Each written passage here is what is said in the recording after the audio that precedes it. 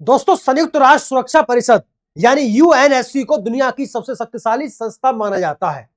युद्ध हो, शांति मिशन हो, प्रतिबंध लगाना हो या अंतरराष्ट्रीय सुरक्षा से जुड़े बड़े फैसले हो, आखिरी मोहर अक्सर इसी परिषद से लगती है।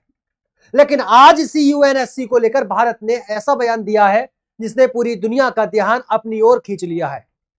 संयुक्त राष्ट्र में भारत के स्थायी प्रतिनिधि पी हरीश ने साफ शब्दों में कहा है कि अगर सुरक्षा परिषद में सुधार के नाम पर सिर्फ गैर स्थायी सीटों की संख्या बढ़ाई जाती है और स्थायी सदस्यता का विस्तार नहीं किया जाता तो यह सुधार नहीं बल्कि लगभग असफलता होगी। भारत का कहना है कि दशकों से दुनिया के देश वास्तविक और सार्थक सुधार का इंतजार कर रहे हैं। ऐसे में केवल अस्थायी सीटें बढ़ाने से शक्ति संतुलन नहीं बदलेगा। लेकिन सवाल यह आता है दोस्तों कि भारत इस मुद्दे पर इतना आक्रामक क्यों हो गया है। दरअसल आज भी यूएनएससी की संरचना 1945 की दुनिया को दर्शाती है। उस समय द्वितीय विश्व युद्ध समाप्त हुआ था और विजेता देशों को स्थायी सदस्य बना दिया गया था। आज भी वही 5 देश अमेरिका, रूस, चीन, ब्रिटेन और फ्रांस स्थायी सदस्य हैं और उनके पास वीटो पावर है। यानी अगर इनमें से एक देश भी किसी प्रस्ताव के खिलाफ वोट दे दे तो वह प्रस्ताव रुक सकता है। अब जरा 2026 की दुनिया को देखिए दोस्तों। दुनिया की सबसे बड़ी आबादी भारत के पास है। भारत दुनिया का सबसे बड़ा लोकतंत्र है। वैश्विक अर्थव्यवस्था में भारत की भूमिका लगातार बढ़ रही है। अंतरिक्ष से लेकर डिजिटल तकनीक तक भारत की उपलब्धियां दुनिया के सामने है। शांति मिशनों में भी भारत का योगदान दशकों से महत्वपूर्ण रहा है। ऐसे में भारत का सवाल यह आता है कि अगर आज की दुनिया का प्रतिनिधित्व करना है तो क्या 80 साल पुरानी व्यवस्था पर्याप्त है। यही कारण है कि भारत अब सिर्फ सुधार की बात नहीं कर रहा दोस्तों, बल्कि शक्ति संरचना में बदलाव की मांग कर रहा है।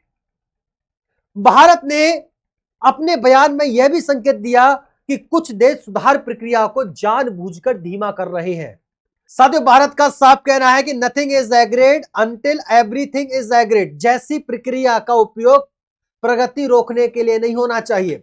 भारत मानता है कि वर्षों से कुछ देश इसी बहाने वास्तविक सुधारों को टालते रहे हैं।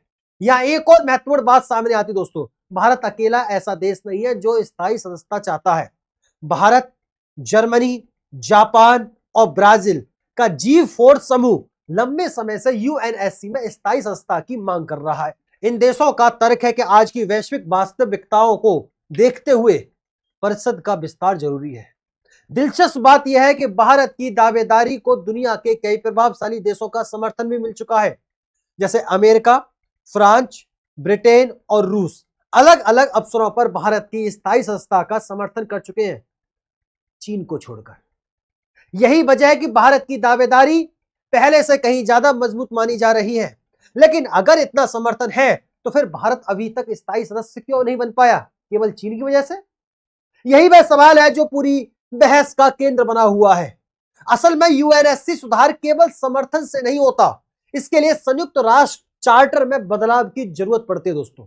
और चार्टर में बदलाव के लिए वर्तमान स्थायी सदस्यों सहित बड़ी संख्या में देशों की सहमति चाहिए।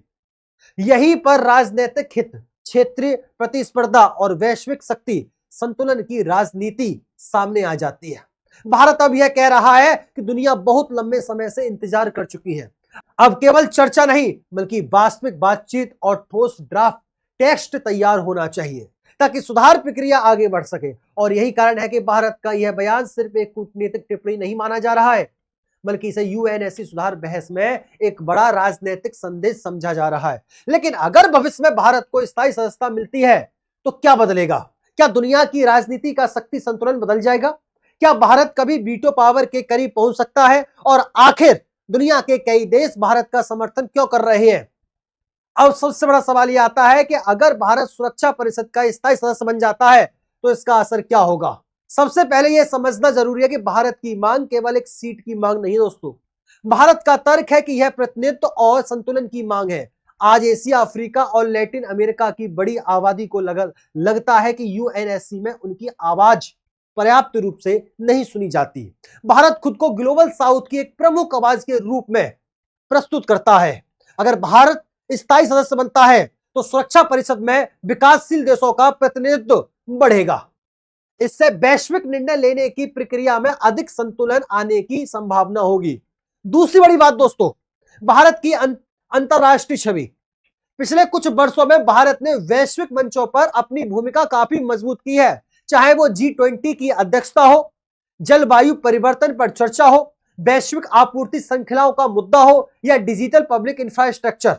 भारत लगातार अपनी उपस्थिति दर्ज करा रहा है।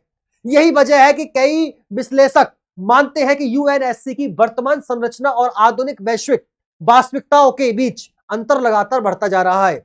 अब बात करते हैं वीटो पावर की दोस्तों।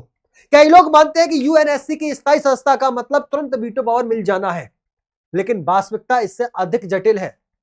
वर्तमान बहस मुख्य रूप से स्थायी संस्था के विस्तार पर केंद्रित है। वीटो का मुद्दा अलग और अधिक संवेदनशील विषय माना जाता है। फिर भी एक बात स्पष्ट है, यदि भारत स्थायी सदस्य बनता है तो भविष्य में वीटो अधिकार को लेकर चर्चा और अधिक मजबूत हो सकती है। इसलिए कई देशों के लिए यह केवल एक अतिरिक्त सीट का मामला नहीं, बल्कि वैश्विक शक्ति संतुलन का प्रश्न है। यहीं से राजनीति और भी दिलचस्प हो जाती है दोस्तों। साथियों, भारत का कहना है कि आज की दुनिया बहुध्रुवीय हो चुकी है, नई आर्थिक शक्तियां उभर चुकी हैं, तकनीकी नेतृत्व बदल रहा है, वैश्विक दक्षिण की भूमिका पहले से कहीं अधिक महत्वपूर्ण हो गई है। ऐसे में केवल 5 देशों के पास निर्णय लेने की असाधारण शक्ति होना कई देशों को असंतुलन व्यवस्था जैसा लगता है। भारत इसी तरफ को आगे बढ़ा रहा है।